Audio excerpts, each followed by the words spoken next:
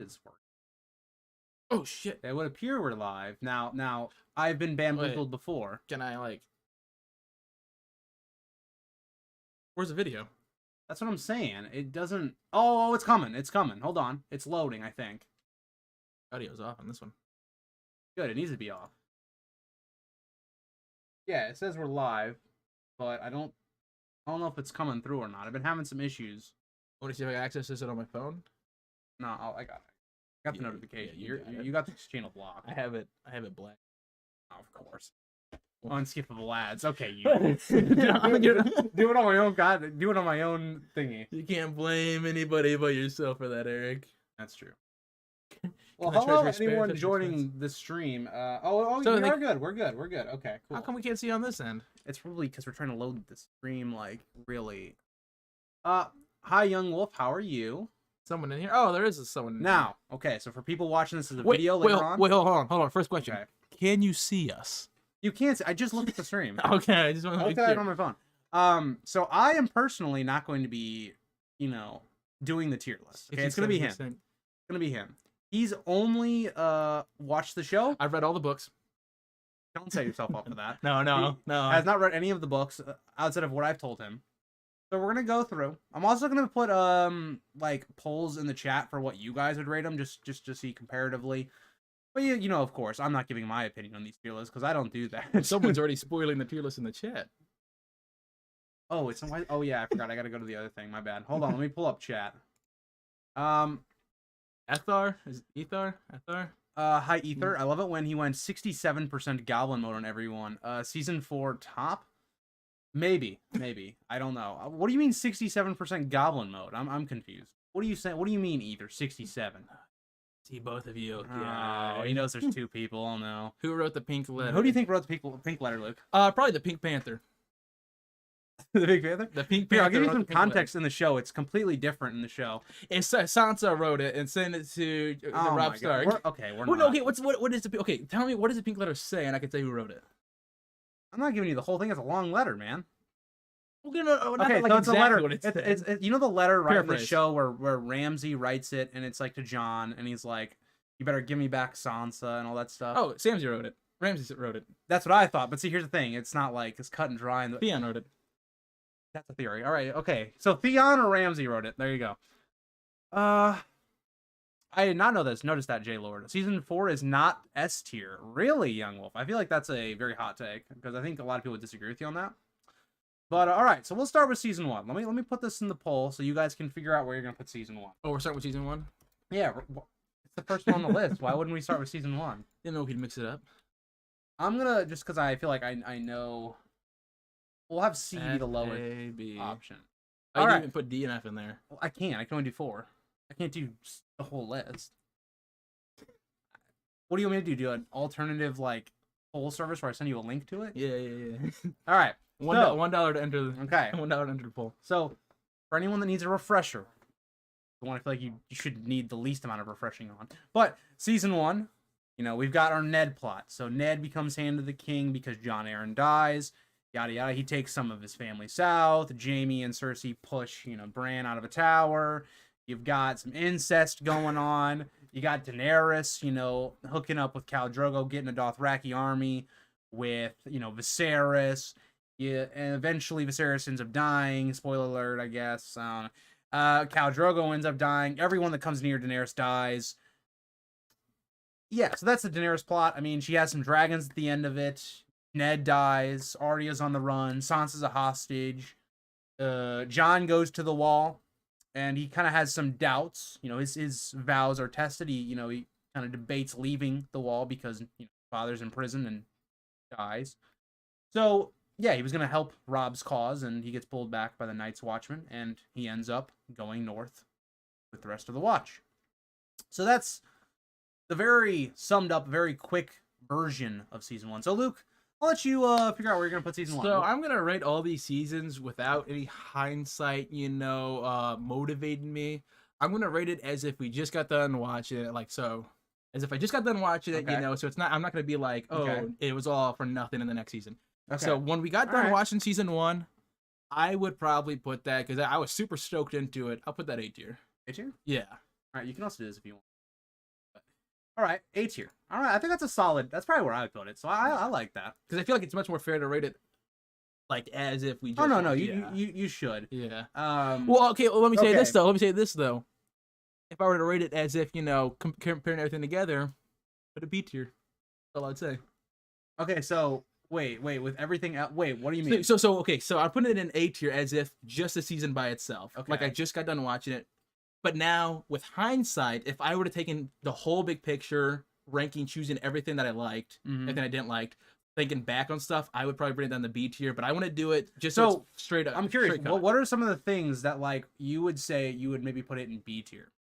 I don't know. I just thought like compared to some of the stuff that goes on later, Daenerys I think is boring. I'm gonna straight up say it. I think all of Daenerys is boring. I thought in season 1 there were some cool things with the Daenerys, but then after going on each and every season, Daenerys gets an army, losing the army. She gets an army, loses an army, takes a city, keeps the city, but then there's issues with the city. So the whole time it's like, okay, Daenerys this, Daenerys that, and just Daenerys' plot from season 1 was cool, but now I'm like, Daenerys sucks. That's why I would bring it down. Okay, while you were going on, I was just checking stream because it seems like we're having a little bit of lag, which is not what you like to see. Oh no. I was having this issue Monday as well. Close this thing. Actually, turn off the stream for just X out of the. That still shouldn't affect it though. I don't know. We're gonna keep going. Hopefully, it isn't too bad. But from what I can tell, it's probably not great at the moment. Where the heck's Glossy? I don't know. Ashley, she's dead. Glossy is that? She's one of my mods. Having reread the books, I just can't think the show is great anymore. In the books, Starks were not as wealthy as the Lancers, but they are a lot richer than in the show. That's true, J Lord. Yeah, sorry for any lag you guys are getting. Hopefully it fixes itself. There's not really a whole lot I can do with it from my end. It's just my internet. I think the highs of season 6 are bigger than season 5. But the low, so yeah, Ether, this is an interesting conversation when we get to season 5 and 6. We both have like varying opinions, and I think a lot of the community does, but I do think you're kind of right on that. That's true, J Lord, on them dressing fancy, something we didn't really get to see because of season 1's budget. Hi Huxler. I think all the character story arcs have redeeming qualities. Dany's the best side character, or has the best side characters. Johnny's story is the best adapted. Tyrion's the most fun, and Ned's the most heartbreaking. I don't know if I'd say Ned or Dany has the best side characters. I think Tyrion's side characters are probably better. Yeah, I would say so. I can't think of any characters I like in the show. Okay, if we're going off the show, in the books it's different, but the show, it's like, oh, I know the best side character for Dany, when Tyrion became her side character. Well, actually, Tyrion kind of went there and he died. He was just not fun anymore. Yeah. Yeah. Hi, Matthew. All right, so let's see. I'm just curious so Stream Chat has them in S tier. Interesting. We don't have a ton of votes, so it's not like a huge thing, but a lot of people are putting them in S tier, which is interesting. I'm kind of the same way with you on that, Huxler, where that's kind of where I would more or less put Blackwater as well. Or I'd put season 2. It's my favorite season, my favorite time period, I guess. All right, we'll move on to season 2. Let me start a poll. Season 2 is where we kind of branch off a bit more from our main storyline. Season 1 focuses heavily on like Ned's camp, and just there's like a couple main stories, right? Season 2, you have a bunch of branching things going on. So you have my favorite plot in season 2, which is like the Stannis, Davos, and the like Mel plot, which I think is a really good one. You've got the Sansa plot, where she's basically just in King's Landing, another point of view into what's going on, and she's getting like mentally and physically abused. Arya is on the run now. She's trying to get back to her family. She leaves the city with Yorn and the Night's Watch. Doesn't go well. You've got Catelyn and Robb. They're separated at times, but you kind of have the whole War of the Five Kings thing going on. You have Jon going north of the Wall. He kind of starts, by the end of the season, he's getting introduced pretty much to the Wildlings. You've got Blackwater, which, in my opinion, is one of the best episodes. It'd be in there, the top 3 for me. What else is major? Dany, I think this is her lowest season of the entire show, probably. I don't know how you feel on that, Luke, when you do your ranking, but she really just walks around, and then she gets to Quarth or Karth, however you say it. And then she gets her dragon stolen. We have the House of the Leon dying, which is cool. Just much better in the book. So again, book bias, but yeah. And then she just gets her dragons back. There's really no consequences to this season, in my opinion, for Dany. Like nothing really happens when you think about it. But not a strong season for her. Trying to think of anything else going on. Plot wise, you've got. Did you already talk about the Renly stuff? Did you talk about well, Renly? I just kind of put that in with the Stannis plot because that's pretty much what the Stannis plot is. Yeah. But yeah, so that's kind of the overall. Oh, you also have the Theon plot. So Theon betrays Robb. We also see some of the like things where Robb is making some bad decisions in the season. Theon and the Greyjoys invade the North. They take over Winterfell. By the end of the season, Winterfell is burned. All of that, and Theon is captured. Go ahead, Luke. Where you want to? So I would put this in the A tier, above season 1. Okay. I think this season I found it more interesting. I felt like there's a lot more points where I was like on the edge of my seat with like the whole Theon stuff, betraying and whatnot, and then taking the Winterfell and all that stuff falling apart. And then what I really liked is, you talked about it, the whole Blackwater battle with Stannis's fleet and whatnot. That's the episode where they all like just catch on fire and blow up. Yep. And then they do that land battle, and those forces come in and save their asses. The stakes just felt really high because there was like characters on both sides that you kind of like Davos. Yeah. I know like the Stannis in the show is not as, but Davos. I feel like everybody likes Davos. And this is a season also where like because then also the stuff with the witchcraft that kills Renly. Yeah, that's pretty cool. I really like this season. I thought there was a lot of cool elements. I will always say I like this season because of its atmosphere. It's like Star Wars and the prequels. I just like that. I like the idea of it, but. Yeah, so let's read some comments. Where did we leave off here? Blackwater. You have no balls. Yeah, that's D&D's humor for 2 seasons. I agree. Any good season 6 did was undone by the Umber betrayal. They would never turn on the Starks. I kind of agree. Kind of agree on that.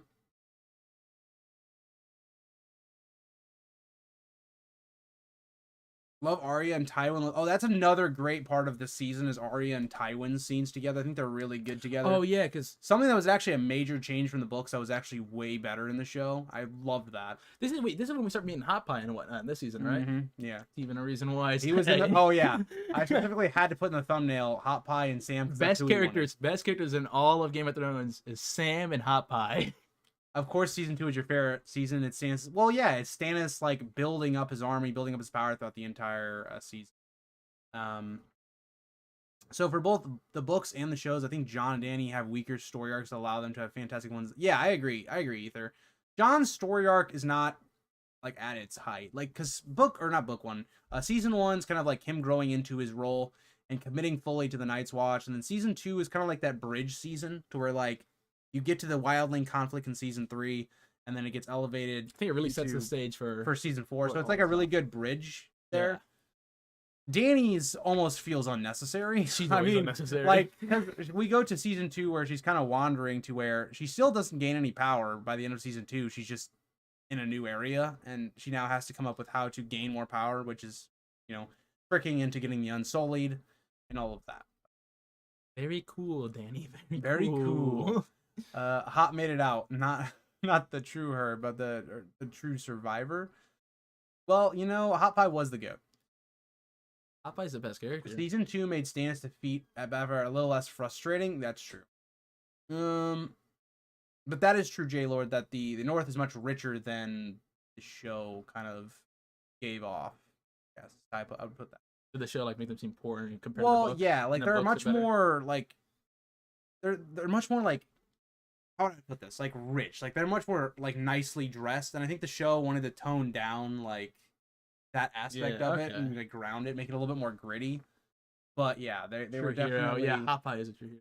Yeah, I was a little interested. I didn't know what you were trying to say there either, but yeah, I think it meant like the heir, like he's a Targaryen. Yeah, that was like the true. Hot Pie is a Targaryen.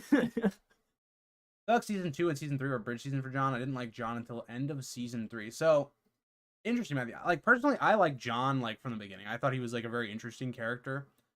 This is when they camp at Craster's, right? Or is that season 3? Yeah, so season 2 is like Jon's at Craster's. They meet Gilly. Sam meets Gilly, and then they go to the Fist of the First Men, And then it really does seem like this is like a season of John finding himself. it's another one of those kind of seasons. And then John goes off with Half Hand, and because their objective is like, we're gonna scout the wildlings and try to kill Mance, like the king, so that it'll make all their army kind of split. They'll the general leaves, just like in medieval. They all whatever. Yeah. And so then this season, I think, ends with him getting captured. I think that's how the season ends. I don't remember if he like actually forces John to kill and prove his loyalty to wildlings. Okay, yeah. So basically, he kills Half Hand, and then okay. Yeah. Sorry, I missed the beginning. Who is this other guy? So this is Luke. This is one of my friends. Hello. He helped found the channel. He also made up the name. So everybody that always asks me why the name's the name, you ask that man. Grease Goblins. He made it. We came up. Well, he came up with the name in a swimming pool. So it's got lore. There's big lore to it. That's another thing. Like, there's just like, so J Lord's like pointing out. So basically, like, there's just more stuff the Starks have that like it didn't really like the show didn't really show how rich they were. Okay. The Starks are just richer. They got Ferraris like, in the books. The Starks, they're not like the most rich house in all of the in all of Westeros, but like they're definitely up there. Like, the show made them look like they're just like in the rabble. Everybody makes like it basically looks like the Lannisters and Tyrell is the only one with gold around here. Yeah, it's basically how it makes you feel. Greyjoys are the richest. Oh, you can't forget the ending. Yes, that's pretty good. Goblin mode. That's correct. All right, so you guys also have okay. So you guys just gotta have everything in S apparently, but I would agree. I'd probably put it in S if I was the one doing the joke. You guys are crazy. Y'all are crazy. All right. So season 3. Season 3 is an interesting season because I do think there is a bit of filler in season 3, which is why I wouldn't have it as number 1 or 2. But it has, in my opinion, the greatest episode of the show, which is the Reigns of Castamere, which is the Red Wedding. And there's a lot of great moments like the Hound's trial by combat, more or less, with Beric, which is fantastic. It has some really, like, Arya is really strong in this one. I think Jon, his plot with the wildlings becomes very interesting because Jon is a character that is very conflicted, where he kind of sides, or he comes to side with the wildlings on their thought process, but he stays loyal to the Watch. And I think it's an interesting character development for Jon and his relationship, because it goes to really build him up for the rest of the story. Like, a lot of what he's made of, or how he thinks about things, comes off of this season alone. I think, and very interestingly, to me, this is Dany's most interesting season. She finally is doing something. She has an army. She has power. The first time we've really seen her with any power since, she was Khaleesi with Drogo. She's now starting to like conquer cities, do her whole freeing the slaves thing. And I think Dany's like at her most interesting in the season. Luke, you might not agree because you didn't like her character. For me, this was Dany's strongest season. Yeah, no, dude, none of Dany's. Yeah. For me, this was Dany's strongest season. Tyrion was really good. I will say, I think what maybe separates this season from the first two, I will say King's Landing, to me, I think it's at its least interesting when it comes to the heights of the other two seasons that come before it.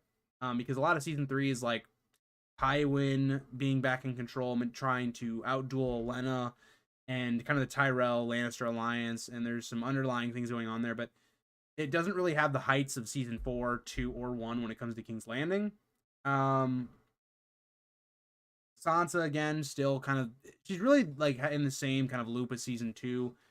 Does Luke have his own channel? He does not. He was going to start one, but I decided not to. He didn't end up doing it. No. Maybe one day. I have had one video I've been working on for the past 2 years. This man has literally no work ethic when it comes to editing.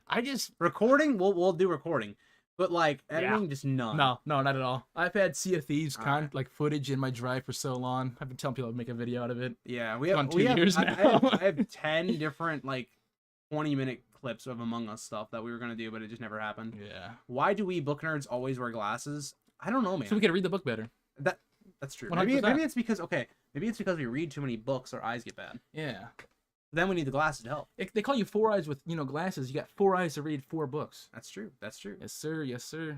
S tier season, but a sad season for Robb, Rip King of the North. That is correct. Robb was my favorite character at this point when I'd first watched season 3. So this season really made me a little rough. I definitely S tier. S tier for You're this going S season. tier? I'm going Alright. S tier for this season because I liked the whole. I may be biased, Red Wedding biased, maybe. I mean, the Red Wedding is my favorite episode, and it's also my favorite book chapter. But I also just like getting to see some more stuff about like the wildlings with Jon Snow and his character, and then also the whole scaling the wall. I thought that was pretty cool. Oh, there's another part that we missed. That I think was one of the best parts of season 3 that Ether brings up.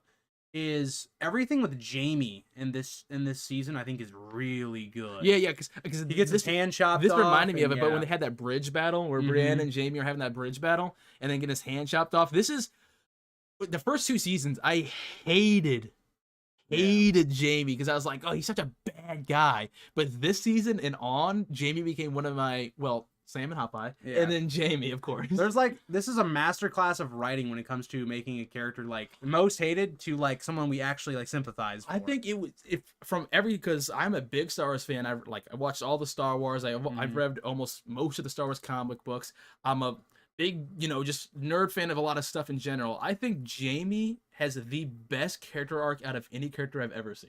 He has a really out of any character. Very strong. Yeah. Yeah. I think I did. I don't remember where I put a top 10 like character arcs for the entire books or like books and like the show, and I think I had him in top 3. I don't know if I had 1 though. So good. But yes, best romance on the show I do think is Jon and Ygritte. I agree. I think that's a really good one. They really had natural chemistry. It's probably because again, we're dating in real life, and they end up getting married, and then Kit Harington cheated on her. So wait, who? Jon Snow, the actor that plays Jon Snow, he was actually married to Ygritte. Like they got married, and then he cheated on her. He cheated on her. Yeah. Yeah. What you doing? Though I gotta say, as bad as it may be, I was glad the phrase "killed cat." Yeah. I mean, okay, so I want to do a video on this, Matthew, but they made Catelyn so much more likable in the show than the book, and she's still to certain people not the most loved character, but in the show she's definitely more liked, and I think it's because the directors D&D wanted her to be more likable, so that when she died, it would hit a little harder. I think that's kind of what they were trying to do. But dude, something I just remembered is because I remember he was building up hype to this episode the whole time, and I played the Game of Thrones Telltale Adventure. Yeah, I played it right when it kind of first came out, way before I even watched any of the Game of Thrones. So it's I knew of the idea of the Red Wedding, that there was going to be a lot of killing, but I didn't know exactly what happened because it's been a long time. But then after watching the episode, I was still just amazed. This was literally he was describing it. He's like, oh yeah, I just remember there was this fighting next to a river. You're sitting at a camp and you see people getting their swords out, and I'm just sitting here yeah. Yeah. And he's like, man, what was happening? Dude, I have most of you guys, if you've ever watched Game of Thrones as someone that's never watched it, when you get to the Red Wedding and you see the reactions to it, it's dude, you never get that feeling ever again. For sure, because I was like, Robb Stark's not gonna die here. There's no way. You're feeling okay. So when we get to season 5, when Jon Snow dies, right? He was basically just okay, Jon's not actually dead, and that's more or less how you felt about Robb until he died. I think Jon's not gonna die because it's Jon. But then I felt the exact you said, the exact same way with Robb. I was like, Robb's not gonna die, even though I just watched him, stab the shit out of his wife. I was like, Robb's gonna make it, and then nope. Reading does put a lot of strain on it does. Storm of Swords is what made Jamie iconic. Yeah, Storm of Swords is just a great book for so many characters in general. Is that the second book? That's the third book. So the third book is more or less season 3 and season 4. Okay. Because the Red Wedding happens in book 3, in the first half. Which book is currently out? So how many books are there? 5 books? 5 for the main series. Dance of Dragons is so season 5 is book 5. Very loosely. Okay. Very loosely. Catelyn was also hotter and dumber in the book. That's correct. She was. The best type of character is the villain who becomes a hero. This is always the most popular in any franchise. Look at Darth Vader, Zuko, Severus Snape. I agree. Okay, those are some good villains. Yeah. That turned not... I don't know. They're still kind of villains. $10 says Kit Harington lost his balls when Rose found out and she wears them around. Oh, goddamn, Matthew. You got a little... All right. Fair enough. All right, let's move on.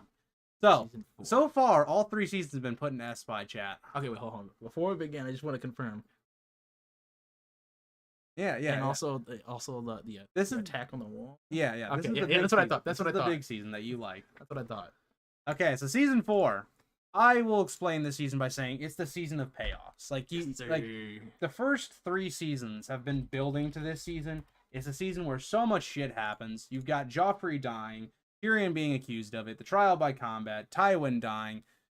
All of the Wildling plot that's been building for season 2 and 3 comes to a head here. We have the battle for the wall. Giants. We've got Stannis finally going north to help that out, and we've got Arya, really cool, fight with the Hound and Brienne's in this season.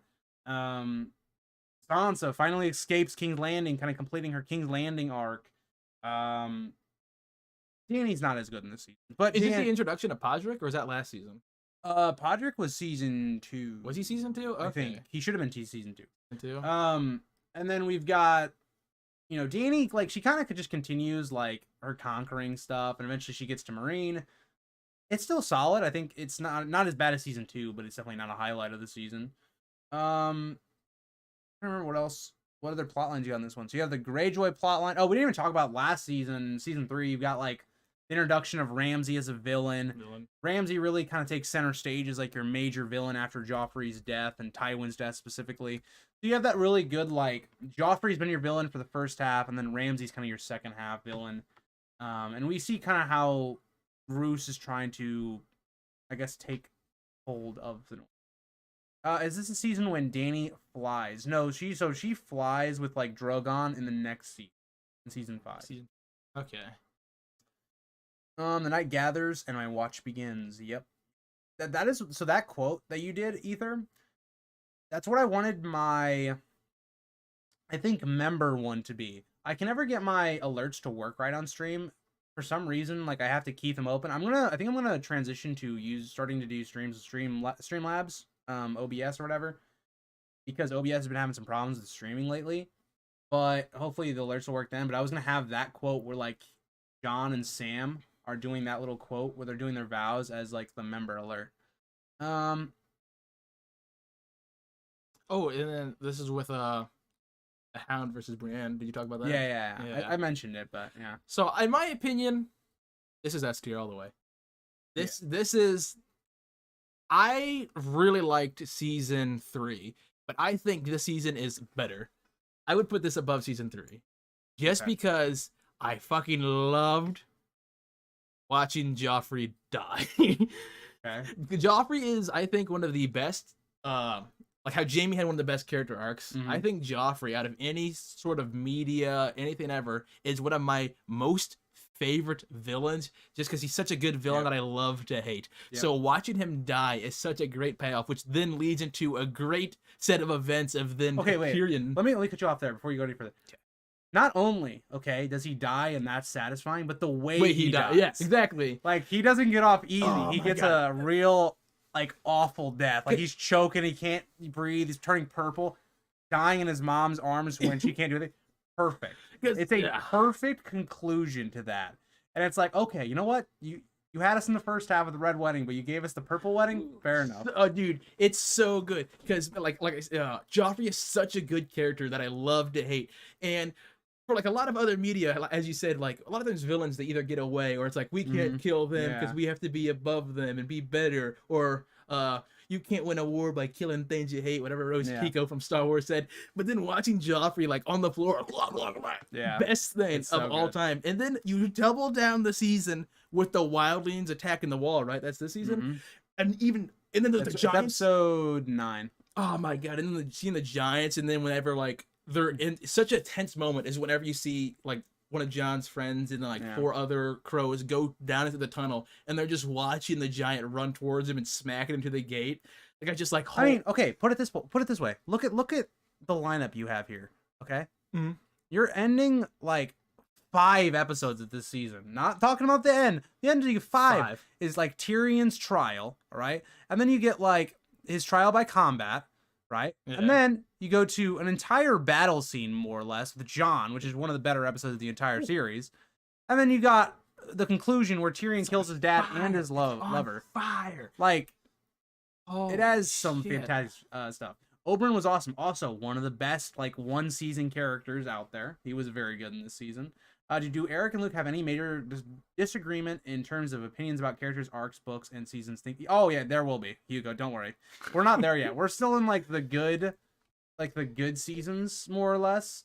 When we start getting deeper into this, I will get there. Keep in mind, guys, I'm just a viewer of the show, as a casual viewer. Now, yeah, just put it that way. And also another thing I'll say is like,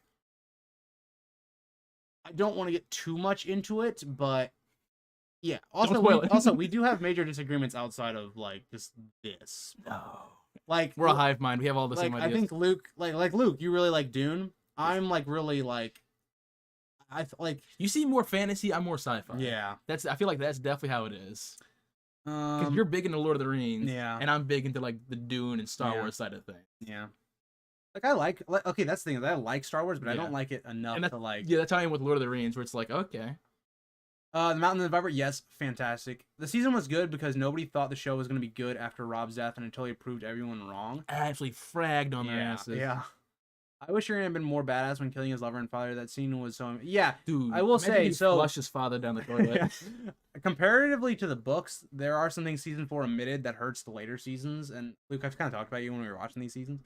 But it doesn't take away still how good it was. Well, see, I would argue against that. I think it's better Tyrion didn't do that. Because even though, like 5 seconds ago, I just said, I hate it when they're like, we got to be better than them. We can't stoop to their level. But I think it just shows just how much better a Lannister Tyrion is than all the other Lannisters, that even after the shit they did to him, he was still willing to kill them, of course, but he wasn't going to just do a whole, like, horrible, poison in the cup thing, because it's like, then he'd just be proving them right about, like, being, all Lannisters are just bad and whatnot. Yeah. So I think it's great. Let's also think that he chokes out Shay. Like, it's pretty brutal. It's pretty brutal for what it is, but I mean, it's still it's also a very, like, poetic way the Tywin goes out. Like, yeah, that's what I like. This big powerful dude, nobody can touch me, dies in the shitter naked. Because if he were to do anything more, it'd be like, of course Tywin's this big guy, but like you said, Elvis Presley died on a shitter. Yeah. This is a question for you. Big question for you. Star Wars or Star Trek? Star Wars all the way. I have played the Star Trek MMO game, like maybe 5 hours of it, and I've watched The Wrath of Khan, and that's it. Star Trek I have no knowledge of. Just set the phasers to stun. Now, what's interesting here is this is the one where we actually had the most disparity. Where the most amount of people said, like, put in A instead, which I think is actually, like, outrageous, honestly. Like, season 4 is not my favorite season, but objectively, it's the best season. Like, objectively, if I'm taking biases out of it. Season 5. Boy, this is where we're gonna start disagreeing. Well, minor disagreements at first, and I think they're gonna get major. But actually, I'm not even gonna put S tier on here. It doesn't even deserve S tier. We'll do Season 5, yes or no. We'll do A, B, C. I don't think it's F. Do I still like Star Wars? No. So if I were to see, this is what I was talking about. Like, if I were to do a YouTube channel, it would just be me talking about Star Wars stuff, and I could not stop shitting on Disney Star Wars. We talk about this on stream all the time, dude. Oh my god, all the time. Okay, well, I don't want to hijack the stream. Let's just keep going. Yeah, Star Wars Disney is not. Never mind. Legends. Okay. Andor is apparently good, so that's good. You like to see that? I guess. They ruined Obi-Wan, is all I'm saying. They had a chance to bring back Hayden Christensen and Ewan McGregor and making it cool, and they still fucked it up. What are the chances we're going to get them both back again after they dropped the ball a second? Oh my god. Yeah. This is when things start going Old downhill. Star Wars EU, dude. Old Star Wars EU. I'm going to be honest. The Clone Wars show with Ahsoka is a good show, but I really don't like it as much because it doesn't fit in with the old expanded. Because it was like, think about it this way, right? There's the old expanded universe, which was like the micro series Clone Wars. Then there's the Ahsoka era, where like Captain Rex is from, and then there's the Disney. The Ahsoka era makes more sense with the Disney stuff than it did with the old stuff, so I just lumped that all together. Okay, whatever. Game of Thrones. Fair enough. I will say, so just speaking on this is about the quality. I'd say House of the Dragon for me is actually a little bit better than like season 5, season. That's also my opinion, even though we don't have House of the Dragon on here for that. Okay, so season 5 basically is season 5's kind of like we hit the peak, and now that we've all these payoffs, we have to again begin setting things up. So, for instance, a lot of things in season 5 really don't get paid off until the end of season. So, the major King's Landing plot, for instance, very easily the worst it's been in the show's history up to this point. We have the religious lads. It's interesting, like seeing Cersei like in her own right in control. It's not as interesting as because the show does not have the same benefit of the books. The books, you can be inside of Cersei's head. You can kind of understand her more, what's going on here, and that's just not present in the show. Lena Headey does a really good job with the character of Cersei, but it just wasn't the same. You know, without a character like Tyrion there, like a character without Tywin, there wasn't as much stakes to it. And this season really is just kind of about how Cersei is basically going against the Tyrells, more or less, getting Marjorie and Loras imprisoned. She then stupidly gets herself imprisoned, and then she has the Walk of Shame, which is a really good payoff to that part of the season. That's kind of the King's Landing plot. It's not a ton going on. Brienne, she more or less just follows around Sansa an entire season, and then at the end kills Stannis. Whatever. Arya goes to the Faceless Men again, probably the lowest point of her story for the first 5 seasons. Doesn't really do a whole lot. It ends with her killing Meryn Trant and basically having her vision taken away, which actually is an interesting concept to leave season 5. Yeah. I always talk about season 5 does a really good job of setting up season 6. Like, it leaves it on a lot of interesting places. Jon becomes Lord Commander of the Night's Watch. He does his thing. He kind of struggles with pleasing everyone. Ends up getting him killed. We also have Hardhome, which is one of the better episodes of the entire show. And for someone like Dogman, carries it to be a really good episode, but eventually Jon is killed. Now, the problem here is for a first-time watcher, when it was this season had just come out and we had to wait till season 6. It was much different, I feel like, than watching the whole series all the way through. There's just a different thing, because legitimately, I think when that happened, the community was a little bit more up in arms if Jon was actually going to come back, unless you were reading the leaks or seeing that he was leaked on set. But I feel like it's one of those things where Luke, when Jon died, you knew he wasn't dead. You had a very strong indication he wasn't dead. 100% he wasn't dead. And it's more or less, I feel like, because again, Jon's the poster boy, so even somebody that's a casual fan will have seen him because it's also super obvious. I think the thing that if they were to try to pull a Jon death without making people think otherwise, why would they have the red woman there? If they didn't show her, then I'd be okay, there's a chance he's dead. But by having her, it's we know she has some magic shit. It's of course he's there just to bring him back. Yeah. I felt like there's no stakes with that. So I did I like a lot of what season 5 does at the end. It just felt like getting there at times was really boring. It was really rough. Dany, in my opinion, was horrible this season. I mean, it was especially on a rewatch, right? It's different when maybe it's your first time and you don't hate Daenerys. He hated him, and also his brother did not like Daenerys, so it was rough from when they came season 2 on. For me, I didn't mind Daenerys. I thought she was fine when I first watched the show. When you rewatch it and you know where Daenerys' character is going, and you're just oh god, it was just bad. Now then, by the end of it, he has her little thing with Drogon, and she leaves. She gets captured by the Dothraki. Interesting setup for the next season. Dorne plot. Okay, so let's talk about all the. Now that Dogman brings it up, I'm going to talk about the plots that they basically cut, and then I'll let you do your whole thing, Luke. It's going to be a quick one for me. They basically cut the Dorne plot, and they just basically simplified it. They had nothing. They didn't know what to do with Jaime, so they sent him to Dorne for a season. Just to get his daughter, right? That's what it was all about. And they adapted it very poorly. Let's just put it in that point of view. I thought all of Oberyn's children, the Sand Snakes, were very cringy. They just were really. We have the quote-unquote bad pussy line. And then the Ironborn, who should have been a major thing in this season, they got pushed to season 6. So we'll talk about that when we get to season 6. But they just completely didn't do that plot. Anything else major in season 5? We have the message Sansa about offering help. Well, let's Can you just talk about that? we have the Sansa going to Winterfell. Battle of the Bastards. Another terrible plot. Okay, so Sansa more or less takes a. So in the books, for a lot of you will know that it was actually Jane Poole that basically is being pawned off as fake Arya. They instead combine that plot in the show and they make Sansa that character.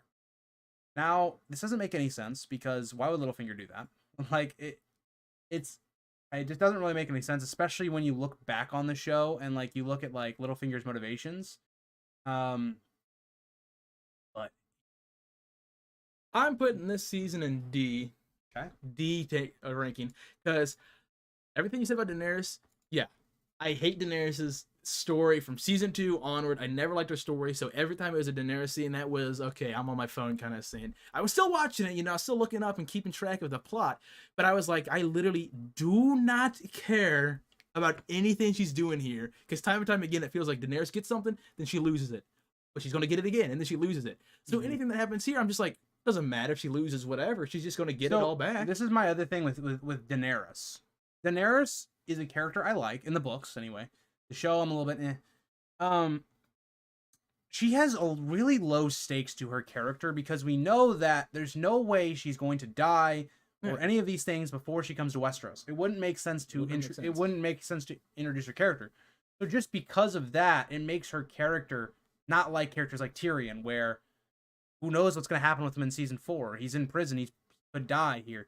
Like Daenerys doesn't have that same feel. She's the only thing out there, so she's like she's quite literally the side character of the story almost until she like comes to the main story. Yeah, and then also I found none of the whole what's her name, Marjorie, right? The Tyrell girl. Yeah, yeah. None of the part where they started to get religious and like, oh, the sun, the like god of sun or whatever. I don't know. The sun god is like, you confess your sins, you get thrown in jail. All of that, like, oh, what's gonna happen now? Tommen's wife's in jail and Cersei's in jail. I'm like, I don't care. None of that whole like we're starting to get like with that religious cult group. I didn't find that group interesting. I just like, okay. They really do a very poor job. It's so bland. It is so. They don't bland give them like in the show. They don't really give them any motivation. Like there's no like, because in the book it's a little bit. It's still not the most interesting plot. But it's still somewhere it's like, okay, it makes a little bit more sense. They're like, oh, yeah, we're here because, you know, all throughout the 7 kingdoms, you know, our people are getting raped. We're losing land. These, you know, septons are getting killed and all this other stuff. So we're kind of here to, you know. They just seem like they're the only reason they exist for this season is to have us go back to King's Landing and watch something. Because if they weren't there, it'd be like, okay, Tom is just a weak prince. Oh, a weak king. That's all that's going on. Just, okay, whatever. They had to put something in there. Okay, let me read some comments. Season 5 was surprisingly enjoyable to me. It really became trash only after episode 7 of season 6 with Ninja Arya and this. I hated Arya's story arc in this thing. Oh yeah, too. Arya was bad in this. Dude, like I was an Arya fanboy until like they're like, okay, now you're in a room where you can't look at faces and you know whatever. Just like so monotone. Okay, Hugo. Here's what I'll say. The show had like there were some holes in the armor, I think, in season 5. I think it's where it started. Now, there were things in season 4 that they did that actually, like, hurt the plot going forward. But I do think season 5 is where it started. And I personally am not as harsh on season 5 as Luke, but I'm still realistic. It wasn't great. It wasn't a great season. It was, I would say, like, I would probably lean more towards B or C. I don't know. It depends where I'd place the others, but it'd probably be, like, C tier for me. This is a question for you, by the way. Hey Luke, what did you think of Kenobi? Not the show, but the book. So the Kenobi book is one of the novels I have yet to read. So I have no opinion on it. When it comes to Jedis and Sith, I am a big Jedi Master K. Kruk fan. Anybody know who that is? Most of the other Jedis, I'm just like, okay. Could be cool. Pretty mild. I kind of agree with you that they're on that ether. I'm absolutely disgusted by the attitude of Joe Danny in the book. It's a totally different matter. Yeah, I agree with you on that, Hugo. She's a very different character in the book. Yeah, agreed. Jamie's stuff doesn't make any sense. Oh, Bran's not in this season. So okay, contrary to some people saying that's a negative, I think it's a positive. Boring. Bran after like season 2 just doesn't do anything. When he fell out of the tower. and especially the way the show ends, having a break from Bran would make it go from C to B. But yeah, most I hate about the last season is the way they butchered Jon's arc. They brought him back to live to do nothing. Yeah, yeah, I kind of agree. Jon Snow's story was the best part of season 5. Let me think about it. Of all the story arcs, where would I put his? I definitely think his was good. I think he had a good story arc because it was like, what was he even doing in this season? So he becomes Lord Commander, right? Yeah. So a lot of his thing is like, should we let the wildlings south of the wall? And kind of the conclusion of his plot with Stannis. So Stannis offers him to be Jon Stark. It's kind of a lot of these things Jon has been learning throughout the story. I think season 5 actually does a very good job of that. Where so that's the part I like is watching Jon and Stannis. Yeah, that's the stuff. Because like you have it like all of these things where season 1's like Jon has to realize he's a Night's Watchman. He can't help Robb. He can't go south, right? He's committing to the Night's Watch. Kind of like that thing from season 1 where we see in season 5 he has another option. He can be Jon Snark or Jon Snark. Jon Stark. He can, get vengeance on the Boltons and avenge his family. Doesn't do it. It's a good callback to that. We have his season 2 and 3 callbacks, which is like, what is his relationship with the wildlings? How does he feel about them? Should they come south of the wall? So there's a lot of like good things of Jon's prior seasons that are kind of referenced in this one. That I do like Jon's story in this one. I think they did a fairly good job with it. According to the show, Stannis should know. Yeah, that's another idea because Baelon's supposed to die around like season 3. Because we learn of his death through Robb's camp, so I think it should have been like season 3 he died. So yeah, Stannis should have known that.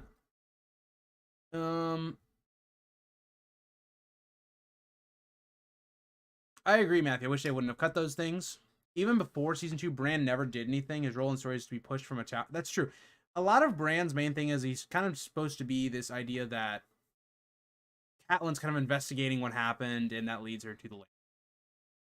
Y'all convinced me it's C because it's not as good as 6, and that's an easy B for me. So that'll be something we're going to talk about when we get to season 6 because I have a differing opinion, but we'll see. Hugo says, I felt season 6 is far worse than season 5. Unlike most people, I hate almost everything about the battle. So, okay, Hugo. So, objectively, the Battle of the Bastards for a casual viewer is pretty good when you look past some of its stupid moments, like things that don't make any sense. Yeah. And also, I don't really like the Riders of Rohan coming in at the last second, like the Veil. It kind of feels like kind of cheap, but Will answer. Jon also has a lot of plot armor, which is a little bit of foreshadowing to the rest of the series, I guess. But I don't know. All right, so I guess that will lead us into season 6. This was actually a very split. I want to put this in B. I am in the minority here. I mean, about 50-50 though, because it's like A and B at 50%, C and D at 50%. So I mean, kind of everybody's kind of all over the place on that one. 6 had some great highs along with great. So okay, we'll do season 6, and I'll kind of give you how I view season. So season 6 to me, you're not putting season 6 in S tier, right? Well, actually, it doesn't matter because you're not voting on this anyway. Yeah. Season 6 to me has 2 pretty good episodes. Like they're pretty good. They like kind of bring you back into the series almost. Episode 9 and episode 10. Very good. I think the whole sequence with Cersei blowing up the Sept, really good. Music, fantastic. Visually, really good. Battle of the Bastards, especially on a first viewing, pretty good. But how we get there, a lot of filler. Like, there's just things in here that it's just like, don't really care about. Jon getting resurrected is kind of cool, but they don't really do anything with it. Like, they don't explore, like, Jon's character, how he's changed at all, or what's going on there. Dorne, they wrap up in literally one episode. They're like, yeah, this didn't work in season 5. Let's just, boom, kill Duran, kill the other dudes. Yeah. They didn't really do much there. King's Landing is really just a lot of filler of, like, building towards this conflict where they keep teasing you about the heist. Happened there. So, it's more or less, Cersei gets back. Yeah. To the keep. And her and Jaime are like, well, what are we gonna do? How are we gonna take out the High Sparrow? When it comes to Keen Landing, I remember the last yeah episode. And so they're like, okay, the Lannisters and Tyrells, we're gonna get our armies together, and they're gonna march to That's right. Yeah. And they get there, and Tommen undermines them basically. He comes out with the Kingsguard, who are also now all converted. Yeah. So he's basically like put them together. We now have been teased for this whole like conflict, and they just keep doing that until the end of the season, where Cersei basically has no allies and she just blows thing up, which is again really cool, and it's set up from the last 2 seasons. More or less. To get rid of season 5. Season 6 for Marine or Daenerys's camp is, oh my god, it's so bad. The scenes where Tyrion is talking with like Missandei, Grey Worm, and Varys are some of the worst dialogue scenes in the entire show. Like, they are terrible. Like, we're having to explain what jokes are in one of the scenes. Like, why is this needed? We could have been exploring how Jon feels about death and all, and what comes after death, and how that impacts him, how he goes forward about his life. No. I will say the Bran stuff in the season was pretty, like, it was pretty decent. I would say that's one of the highlights of the season for me. I will say, if you just rank this season and don't look past it, Bran stuff's much better. But when you look at like the whole series as a whole, we're introduced into time travel, and then it never happens again. So I don't know, but that's my opinion on season 6. But so I am going to put season 6 tier C or higher, B tier. I would put season 6 B tier just because kind of spiteful. And I hated season 5 so much. So when they blew that shit all up in the end of season 6. Okay, so that's pretty good. Season 6, it really is just a retcon of season 5. When you really think about it. That's why I love it. That's why I absolutely love it. Kind of just like, let's just end things very quickly that we're not good in season 5. And then, I forgot about the Greyjoy plot, but that's bad. Nobody cares anyway. So, and then, but like season 6 introduces, I would put it in A tier if it wasn't for the Greyjoy plot. Because here I am thinking, man, Daenerys is my least favorite. There's nothing that can get any worse. And then comes in the Greyjoys, and I hate the Greyjoy plot. Holy, I don't know if I don't know. I don't know what it is. I just hate the Greyjoy. It's bad. I think it's so fucking boring. And like everybody, they took. Okay, so for instance, I am debating doing a top 10 chapters of all of Song of Ice and Fire of all. One of the chapters is the King's Moon, which is where Euron becomes king of the Iron Islands or whatever. It's one of the weakest plot points in all of season 6. How did they fuck it up so bad? I also, what's his name? Euron, right? You said? Yeah. I don't like Euron as a character. So you take he's not good in the show at all. Euron. Okay, so Ramsay and Joffrey are like, they're top tier, man. They're top tier bad guys because they're cynical. They got some good comedy with it, but it's like cynical, they are bad guys. Yeah. Euron is the equivalent of going to a bar, seeing a drunk guy who has too high of an ego. That's right? so true. It's like so true. From the Midwest, we deal with people like this all the time. Yeah. Why would I want to watch a show where this Midwestern drunk guy, from a bar kind of idea? They took somebody that's like supposed to be this like really cunning pirate and like is really awesome at like and clever. They made him like, dude, I would like it better if they took Pirates of the Caribbean Barbarossa instead of this guy. They made him like your weird uncle. Yeah, that's what they made him. It's just like oh my god, he's just a drunk asshole, a slimy guy that they put in all these kind of fantasy things where anytime there's a guy that has to any band, he is the bandit character kind of aesthetic where it's like he looks raggedy. He's always talking, vulgar things. So that's one of the biggest downfalls. But I do think what's cool is I liked seeing the whole hold the door become Hodor kind of like that whole time travel thing. And I like seeing the reveal like of, Bran like Bran doing his like time traveling stuff, where he sees like his young Ned. Yeah, that was really good. That kind of stuff. But even though you said it doesn't come back later, I think at that time, as a like how you're doing it, like as a one season thing, as a one-time viewer, I was like, this opens up so much potential. Finger in the bum. Finger in the bum. Davy Jones. Oh, dude, Pirates of the Caribbean 1 through 3. Oh my god, some of the best movies of all time. What else you guys say about season 6? Anything else you want to talk about? The whole fucking Battle of the Bastards. It was classic. One of those scenes where it's like, Okay, I thought the part of the Battle of the Bastards I thought was cool was the fact that there was a giant, because giants are cool. I think visually is one of the best episodes of the series. And then I liked the scene. Like, it was a pretty stressful, like, tense scene of just Rickon running to Jon. Like, that I thought was done great. Mm-hmm.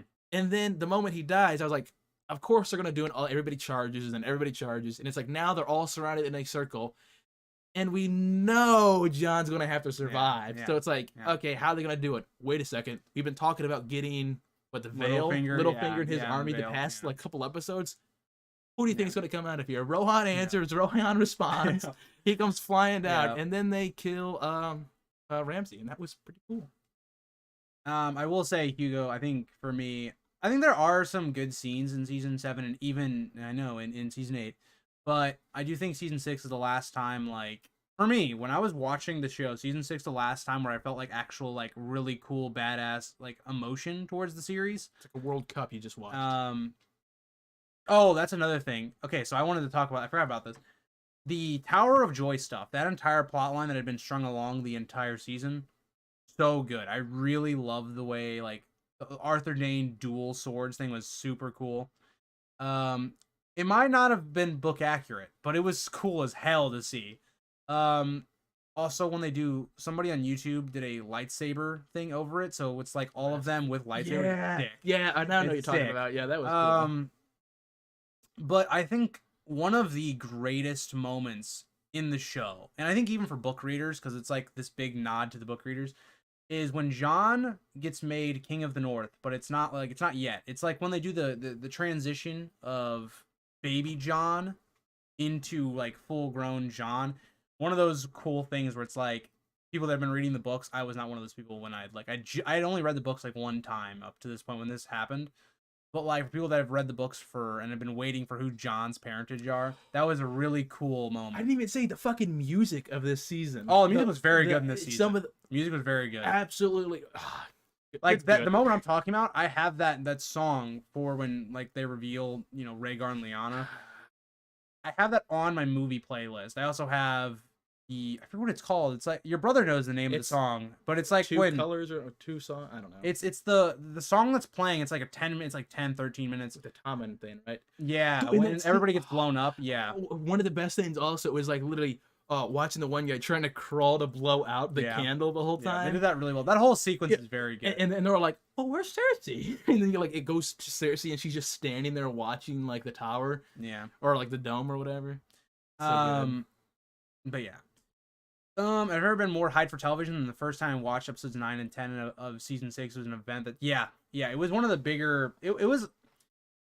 We like to point to the popularity of Game of Thrones being season 4, but those 2 episodes of season 6, the show was at like the height of its popularity, in my opinion. I don't like the double swords. I get that, Hugo. I just thought it was really badass to just look at, like and that's just an issue most fantasies have in general. Like in real life, you want to use like pikes and clubs and shit. Swords is just like a common fantasy weapon. So okay, while you guys are voting, all right, I want to see. Oh, okay, so tie for B and C. So for me, the reason this season for me would be lower than season 5 is because for me the seasons are very similar. They're very similar as in not a lot happens in the first like 7 episodes, we'll say, in both seasons. I just prefer the content of season 5 more than season. I felt like there was still more stakes in season 5. Like it still felt a bit more like Game of Thrones, where we didn't know what was gonna happen. Like because by the time we get to season 6, it's like Jon is plot armor. He's not dying. Like, and I don't know. I liked a bit more going on there. Dany's awful in pretty much both of these seasons, so it's not like that matters. And then the endings, I think both of them are very good. Like both, the last 2 episodes are very good of both the seasons. Outside of the Stannis stuff was god awful in season 5, and how he ends up dying. Goes out like a complete bitch, which makes no sense. But yeah, I don't know. I think for me, these seasons are very comparable, 5 and 6 for me. But I would slightly have 5 over 6. But I mean, again, I don't have any problems with anyone that has the opposite. All right, so we move on to season 7, and this is where, I'm a little scared. I'm a little scared as we get into these last 2 ones. Prepare to watch the YouTube channel burn. Yeah, I know. I'm not even having A as an option. I know this. I know this audience. I know this audience. I know how the community is. There's no point in putting A. Okay, hold on. Only 7 episodes. Yeah, I agree with you, Hugo. On that. All right, so season 7. Season 7's more like we've been waiting for Daenerys to come over. The season that we've all been Daenerys fans have been waiting for. She's coming over with the party, and who's gonna sit the throne is more or less the thing. And it's like Dany versus Cersei, and that's really the main like plot. There's not a lot of other plots going on in this season. It's really just Dany versus Cersei, and Jon kind of enters the fray with the northern plot. And everyone's kind of coming together, because you had to come together at some point. And we see some battles back and forth. We see Euron's teleporting fleet. Is this the season? Well, or that's season 8. Where Rhaegal gets shot, that's season 8. Okay, yeah. But he still does some weird shit in this episode, or this season. And we just see, them having to somehow make Cersei trust them or do something. But yeah, I don't know. And we had the boys trip, which trip. Luke, this is something you will never know, but when this episode was coming out, the boys trip, it was being hyped up as oh, bro, all these fuckers are gonna die. We're gonna start seeing the mass carnage. Okay. It was hyped up to be one of those episodes, kind of Blackwater, where oh, one of these sides is gonna get fucked up. So who all goes beyond the wall? So we have the is it Jon, Jorah, Gendry, Thoros, Beric? The Hound, So all those go. And people were theorizing, they're like, oh shit, is this where Thoros, Beric, Tormund all go out? Gendry goes out. I think most people thought Jorah was gonna go out. I thought Jorah. Okay, so when I was going into this episode, this is who I thought was gonna live. I thought Jon was gonna live, Gendry was gonna live, and the Hound was gonna live. I thought everybody else was dead. Wait. Remind me, which one's Gendry again? Gendry's Robert's bastard. He's the blacksmith kid. That's right. Okay, the name. So. Yeah, so that happens. They get a white. They have this little big meeting. It was really just an excuse to get all of our characters in one area. Cersei and Dany meet. Jon makes a really stupid decision. Tyrion has to retcon it. And it more or less supposedly has all of our forces going to the north to fight the others by the end of the season. Except Cersei was lying, and it kind of just feels like they wanted to get Jaime to go up north because... Why would Cersei lie? What were they gonna do? Fight her instead of fighting the others instead at this point? Yeah, I don't know. Let me read some comments and then we'll get into your side of it. The Suicide Squad moment. Other than Dany burning the grains or the grain, the field of fire was cool. Yeah, that's one of the highlights I think for the season. I hear when it comes to season 8, F tier ain't low enough. Oh boy, you guys really are not gonna like where this is going. Worst season. I think it's right there with the season. I think I dislike season 8 more. I had more hatred towards season 8. Agreed, Ether. Even the battle and general action sequences in this season are fully held up by pure spectacle. The moment you analyze it, it makes no sense. Yeah, I feel like that's how it's been for the last. I think that's how it's been since season 5. But yeah, okay, Luke, go ahead. How do you feel about season 7? Season 7, the opening, I thought was good.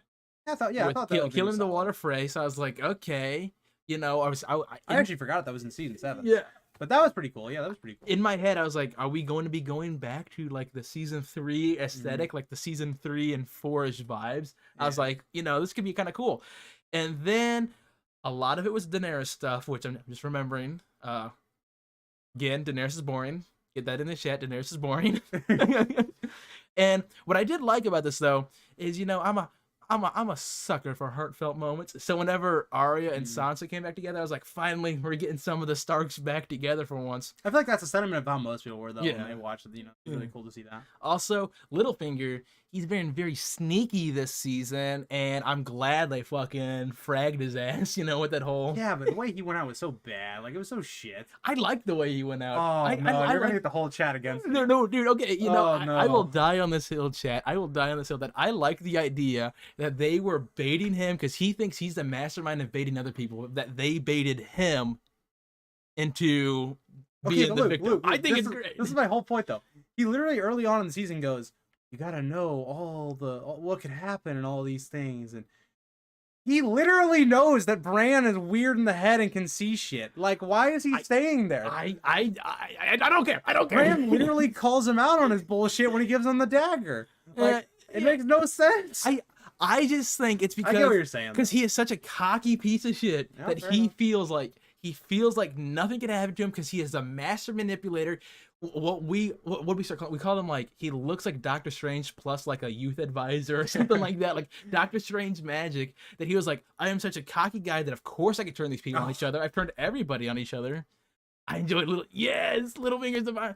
So he's like, I could turn everybody on each other. And then when they do the court case, they call him. He's like, what? He's like, what'd you just say? And he's like, no, please. And then they just bam, dead. I also liked. Well, now I'm losing my train. Oh yeah, boys trip. That is what we've been hyping up whenever like that episode ends, where it's like just the camera is like panning out and it's like one by one you just see who's all going past the wall. Yeah. I was like, this is a fucking boys trip. They get outside the wall, do some kind of cool stuff, but I really did like the battle that they had. They had like it was a zombie polar bear, right? Mm-hmm. That was just so cool. Whatever, it's just like taking people out left and right, and then two of them light their swords on fire. I don't know. I liked it. C tier.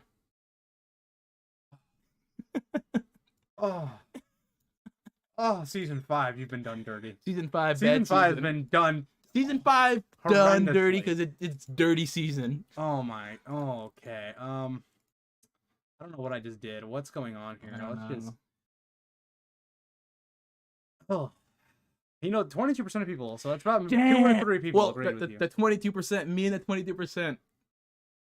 Let's start a podcast. Demon, this is exactly what my reasoning here is. Like, he said, think through every possibility and then doesn't think through the most obvious one.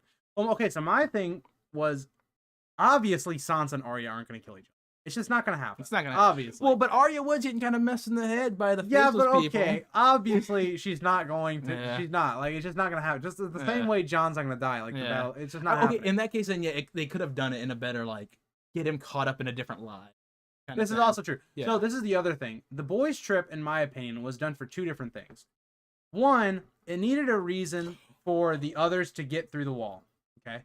And 2, it was so we could have this little meetup of all of our characters. Yeah. That was the major thing. I will say, visually, when Viserion brings down the wall, so cool. It's a really awesome shot. Okay, but so the whole point of the boys' trip, though, was to go capture a White Walker, right? Yeah. Yeah. So I will say, I liked the boys' trip. The idea of the boys' trip was the stupidest shit ever. Why didn't they just fly dragon? They didn't. They just scoop and then scoop up a dude. If anything, if they wanted to be really spiteful about it, they pick him up and throw him in the capital. Yeah, like just put him right down in the capital. Drop a couple White Walkers in the capital, and then be like, "Are you not entertained? Are you not entertained? What can man do against such a reckless?" That whole Beyond the Wall mission was beyond infuriating. The plan to gather the Avengers and bring Cersei White is absolutely nonsensical for so many It makes reasons. no sense. Yeah. But the idea of all of them just going together on a boys' trip, like I would have loved it if they all went to Branson, Missouri. You know, like I also agree with you on that, Matthew. I feel like season 7 had a lot of great moments that were built to, but they weren't built at all though. Like, a moment from season 7 that I really liked. It was one of my favorite moments from season 7. It was very subtle. It wasn't flashy. Olenna's death, where Jaime poisons her, or basically gives her the poison, because again, she's not going to be able to walk away.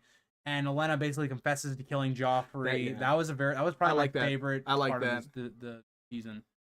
It is the Eagles all over again. It really is. I agree with this ether. I agree, because we knew Littlefinger was going to have to die at some point. Like, he just couldn't be in the story anymore.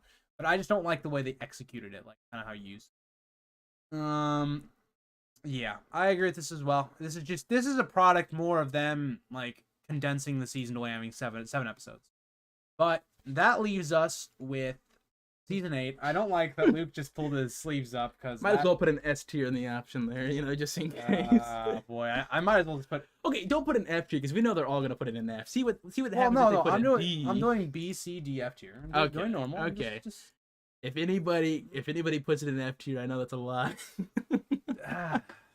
I'm gonna go off screen, and you guys can just Yeah, I'll take all the fire. Am I going first? Yeah, go ahead. I'm not explaining season 8. Okay. Go ahead. What did you like about season 8? Season 8. I liked the fact that Daenerys died. Well, got stabbed. Who knows what's gonna happen? I thought it was stupid that the whole idea that, because that's in this season, right, where she's flying over the dragon, right, and the fucking boats. Somehow she has an aerial view of the ocean. An aerial view of the ocean doesn't see the fleet. The fleet, who was blocked by a mountain, could somehow see her. How does that make any sense? And it's not like they were in the shadow. It's not like they're in the shadow of the mountain or the hill or whatever. It's like, no, the sun is straight fucking up. If anything, they should have a hard time seeing her because she, like the sun, they'd be looking into the sun. Dragon gets sniped out of nowhere. It's the dragon I like the most, too. One bolt snipes a dragon. Then, when she goes onto the offense, right? Somehow they can't hit. Okay, well, you didn't do it. They hit the dragon twice. Yeah. They hit the dragon twice. But they did it twice. And then when she starts doing like the dive bomb and shit, then they can't hit her? Yeah, she kind of forgot about the Ironborn. As Dogman says, famous quote from D&D. I'm just saying that, like, if you're going, because okay, make stuff. Okay. Look, we could be here all day with a negative. Okay, Get to the positives of what you like, of why positive. you don't think it's F. So this is a season where there was the actual battle outside Winterfell, right? Yeah. I thought the battle outside Winterfell, a lot of the planning was dumb. Why were they like, oh, Daenerys light the fire when Jon Snow's dragon was right there? That's my biggest nitpick. They're like, Daenerys can't see us, but Jon Snow is literally sitting on his dragon on top of the castle wall. Yeah. It's like, why didn't they just have him light the fire? Why did they do all these sorts of charges and whatnot? I thought what I liked about the battle, though,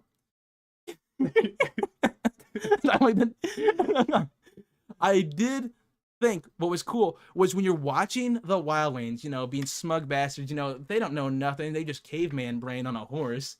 When they have all their torches lit and they just go running, you see the scene with him and them and Ghost, and Jorah was in the lead, right? All just fucking charging out. And then one by one you see, like, you hear like the zombie noises, and one by one you see a torch, like, there goes a torch. There goes another torch. There goes another torch. Like, that is... I love it when they put horror aspects into stuff, right? Just imagine being one of the poor foot soldiers in the line, and you just watch, like, the whole of the wildling army go running out. And then... the Dothraki. But... Well, yeah, what am I saying? Dothraki. The whole of the Dothraki army go running out on horses, and then all the screaming, and then the torches just disappear, and you see one guy, maybe a couple, come riding back. I would be fucking shitting my pants. So I thought that part of the battle was freaking amazing. Then they not even good, just amazing. Just cinematically. Okay, spectacle wise, it looked cool, but it was stupid as fuck. It was stupid, but I think that's the point, because Dothraki are, in my opinion, Dothraki are stupid. They are stupid people. Yo, Khal Drogo's rolling in his grave right now. Dude, they are stupid people. So, and then they start attacking the city and whatnot. Then, it started going downhill because they're like, okay, this is kind of fucking stupid. They're doing stupid stuff. Oh, blah, blah, blah, blah, blah. And then when the fight starts going into the castle, I think it picks up an interest again. Because then we have that scene when Arya is creeping around inside the library. Once again, going back, I like the horror aspect where it's like she's sneaking from bookshelf to bookshelf, like in a video game, quick time events. And like a White Walker's just like, goblin mode going all over the place, just walking around. And then she has to do the whole run through the place. I think that was cool. That was cool. Yeah, not that that was just cool, I enjoyed it.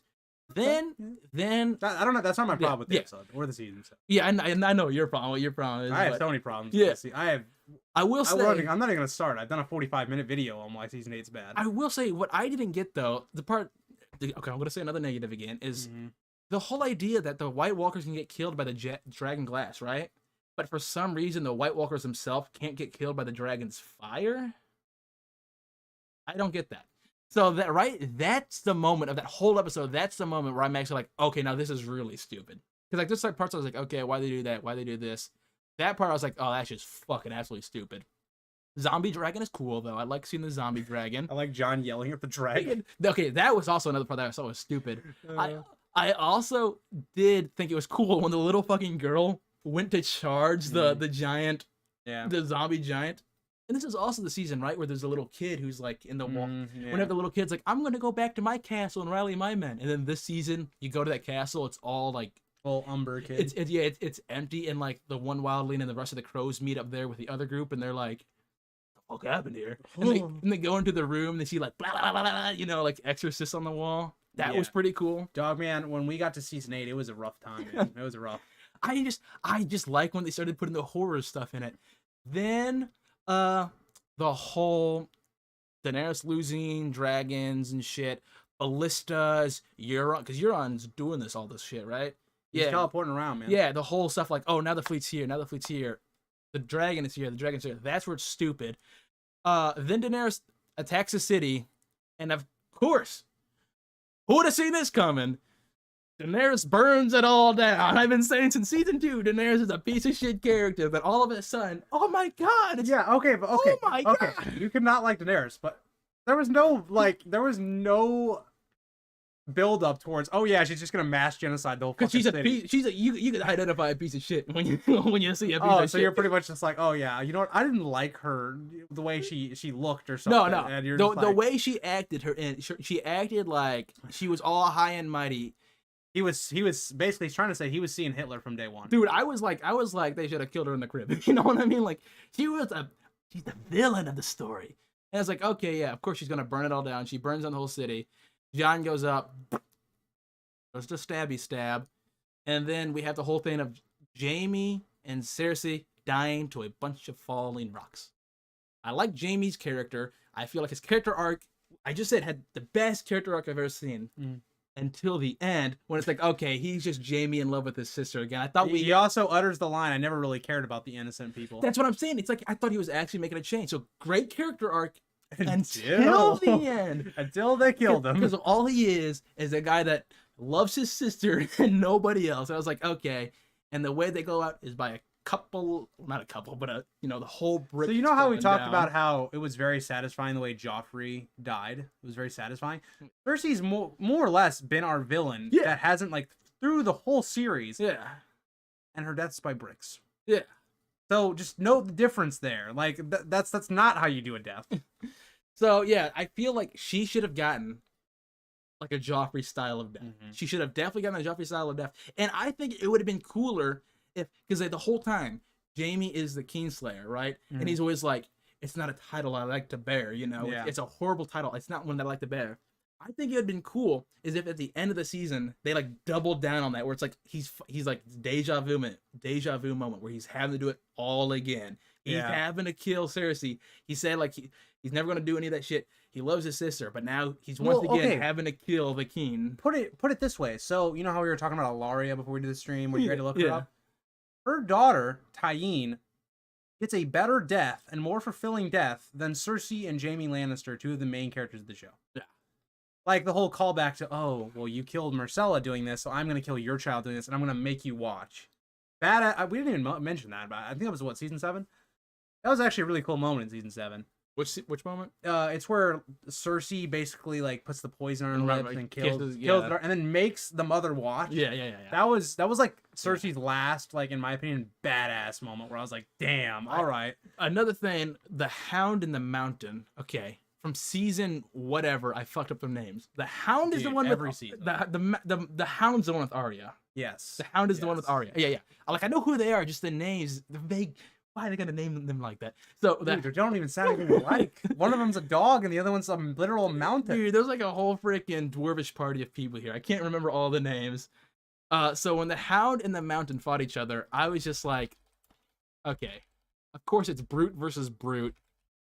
They're both gonna die at some point. And then they throw each other out of the towers, like, okay, whatever. And then we have Arya running around the city telling people, come with me, I'll help you. The moment they leave the house with her, dragon, napalm, just bam, the whole street. I don't understand what the plan was there. You had a better chance of survival if you stayed in the houses. The whole house, like the whole... She was napalming them streets, not the houses. The street freaking napalmed, U.S. NATO bombing, just the whole street. She goes into the house. Okay, come with me. I know the last one looked pretty bad, but come with me. So, and then she... Just what? She wakes up from her ashes, gets on a horse, and then do we ever see that horse again? No, she's leaving, but then she's just in the middle of the city again. The next episode. Yeah. So I would put. So all of this in mind. All of this in mind. I am taking control. All right. I believe. Oh, okay, you're trolling. You're actually trolling. I liked it better than season 5, okay. and that's it. You know what? That's not bad. I thought you were gonna put it in like B tier. No, I was gonna be like, oh my, Luke, oh my. So the final ranking of everything I have. Wait, I forgot which. So you have 4, 3, 2, 1, 6, 7, 8, 5. Yep. Yeah. Okay, that's not as bad. That's not as bad. I thought, because okay, so going into this, just based on what you told me, I thought season 8 was gonna be like in here somewhere. And I was like, bro. Well, I thought this was going to be in B, and I thought this was also going to be in B. And I was going to be like, dude, you're going to really... I'm just saying, dude, you could tell a Targaryen's a babe just from a mile. Right. You know? Let's read some comments. Okay, let's see. I I ranted quite a bit. Well, you went on for a while. And you didn't even talk about the finale that much. Yeah, the finale, what? Stab. Oh, and then Bran becoming... I don't mind that Bran became the king. I don't mind that Bran becomes king, but I wish they would have done it in a different reasoning of his story's the best when he literally wasn't even in the show for a season. It's because he knows all. Also, Cooper, no problem on being late. I mean, you know, you got life. You got to do things. She did just kind of. That is Emperor Palpatine, like somehow returned, and we don't know how. Like that is. Brienne being knighted was that was one of the better parts of season 8. I liked Brienne being knighted. That's another thing about that episode. I liked when it was like the lull, like before the battle. Like, they did a really good job of establishing. Even though I think there was some filler there, but like they did a really good job of like building up the tension. It like was very reminiscent to. I think it was episode 8 of season 2, where the episode before Blackwater is kind of like just going through like building up that, building the unease, had the hopelessness of King's Landing. Even episodes prior where it's showing like the riots, how people are like, getting very antsy. Too dark, I couldn't see anything. That's true. I think when I first watched it, I couldn't see that much either. Oh yeah, and then John flying Rhaegal was pretty cool as well. I agree with you, Matthew, on it being pretty cool to see that. What did you want to look at? So like the fact that there was that's another big problem. The battle at Winterfell, like it felt like maybe out of everybody that survived, it would be like 10% of what they had, like maybe 5%. But then the next couple episodes, it's like we still have enough men to just march on King's Landing. Yeah, they were pretty weird about numbers. Like it seems like the Northern Army just kept repopulating every episode. I don't know. I was a fan of Dany until she smiled when the Northerners were clearly terrified of seeing a dragon when they arrived at Winterfell. I think Sansa and Arya were justified for not. Well, yeah, okay. Yeah. So, yeah, they definitely were, because it's like, think about the circumstances, right? So Jon comes in, but now he's in this relationship with Targaryen. Targaryens did some really bad things to their family, and yeah, I mean, I think they were definitely justified in that. Bad season overall, in my opinion. I agree. I like Theon dying. I think Theon is the character that had the best like character arc throughout the entire show. Like I'm not talking about like, because they didn't butcher Theon at the end or anything. Like Jaime got butchered. If Jaime didn't have that moment at the end, I would have said Jaime. But Theon overall for me had the best character. I actually like the way Theon died. I thought that was pretty cool of him, defending Bran. The thing is, I feel like he didn't really defend him. He just kind of charged. Well, he tried. What was he gonna do? He had nothing left. I think it'd be a lot cooler if you see like mountains, like hordes of zombies coming at him, and he is like literally just trying to fight him off, and then the last second Arya jumps in, but it's too late. I think the whole idea that he just charges directly into the big bad guy. See, what I think would have been cool would have been, so instead, if they wanted Arya to kill the Night King instead, what I think would have been really cool is if they would have had Jon and maybe Theon fighting the Night King, but they're just not winning. Like Theon dies in front of them. That'd be so much better. And then Jon, like he's fighting them. So we get the payoff that they have this engagement, but Jon's just losing. Yeah. And while everyone's distracted on this fight going on, you had Arya like sneak in, not jumping at him, but like sneaking in, using her skills she's learned, and then like stabbing him in the back or something, or maybe like somehow the Night King sees her coming and they have a little thing. Also, why the fuck do they have archers as the one protecting Bran? I really didn't make any sense, really. You would have thought they would have been on the wall. They seemed like they were doing a good job because they were holding them off for a while. Yeah. Like Dragon Blade weapons would have been better at taking out groups. Yeah, but there's a little bit of a jump between burning her enemies and doing what she has to do and burning innocent women and children. Yeah, I agree. She's still a bad person. Dany's Hitler speech was a great moment too. That was a very good visual scene where like her wings are like behind her and stuff like that when she's about to get. That's a good point. What was the first time she disappointed you? Was about her burning people for the crime of being nobles and bullying Hizdahr into marry her. For one, I think Hizdahr wanted to marry her. I mean, she's fairly attractive, and also she's the queen. I think Hizdahr gained a lot from that. I know she kind of, in the show, did kind of bully him, I guess, because she was going to kill him. But, you know, I feel like he got a pretty solid deal out of it. And I will defend Dany on her burning people for the crime of being nobles. She did just watch, like, a bunch of children get crucified. And it would seem, now again, not the best decision making from Dany, which is why I'm not a biggest supporter of her, but the noble people, like, probably some of them are involved in why that happened.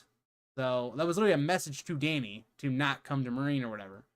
So I don't know. I don't think that's enough to then be saying, oh yeah, that's why he burns an entire city for existing. She's evil, Targaryens are evil. I'm triggered just thinking about this. Well, Dogman, you didn't have to rewatch it a second time.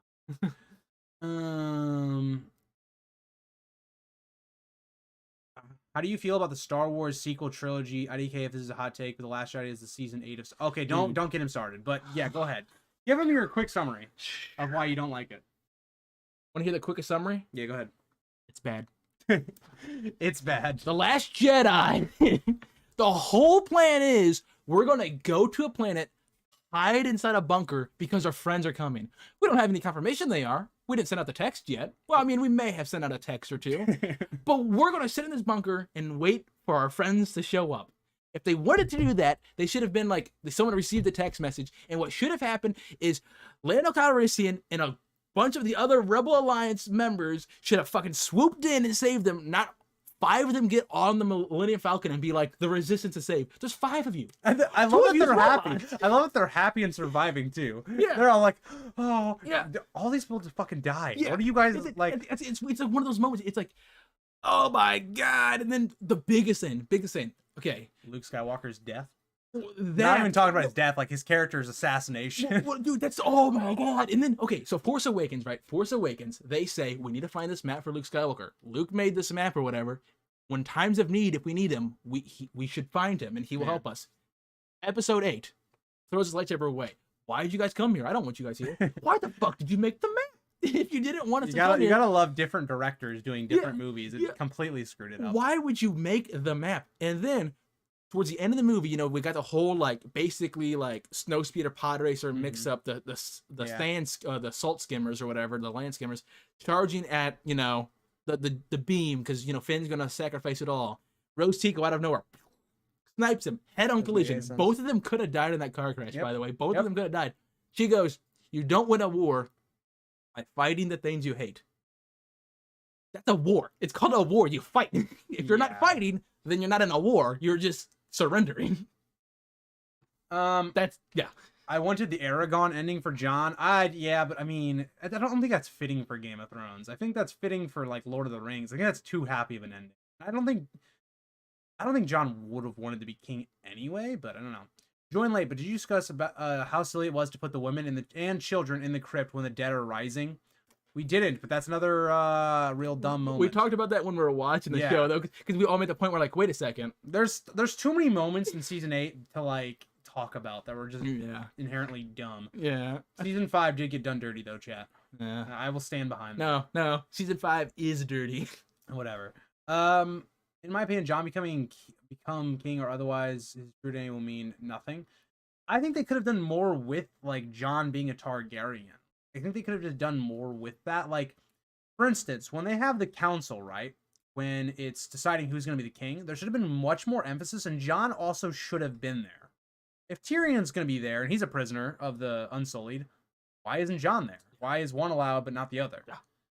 So there should have been a lot of emphasis on here that Jon, for one, has the backing of the North and Riverlands, or maybe not the Riverlands, but the North because, again, he's a Stark. But also he's a Targaryen who does have the blood claim to the throne, right? But then you should have seen maybe other flip side of that where Grey Worm, the Unsullied, were going to go to war if that happened. We should have seen more conflict with that. There's other things they could have done earlier in the season, but they just never really touched on it. But what Lannisters were still around by the end of the season 8?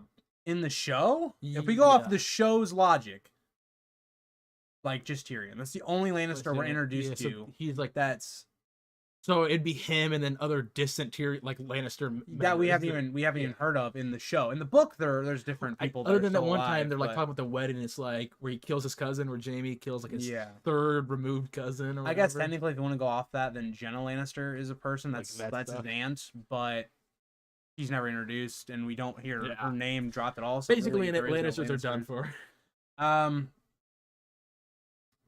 I don't know. I just think the whole king scene, like of who becomes king, could have been done much better. Because here's my other opinion: you could argue the state of the kingdoms is actually in a worse idea now, because now instead of it being, okay, well, your son becomes king or something, we now have this idea that all of the High Lords get to choose who's going to become king after Bran. Correct? Well, now it becomes everybody's going to becoming bribing people, threatening people. It's just another bad system, right? And the fact that in there they literally bring up, oh, why don't we just do like a democracy type thing when Sam says it? Yeah, they laugh at him. The thing that really bothers me is because Edmure is a much more competent character than he's portrayed on the show. And he steps up and he's like, I could be king. And it's like, he's a member of one of the 7 houses, and we clearly don't care about the Targaryen bloodline for who's king. Why not? He's a veteran of a war. Like, why not? This is another thing they overlooked. Robert Baratheon was king.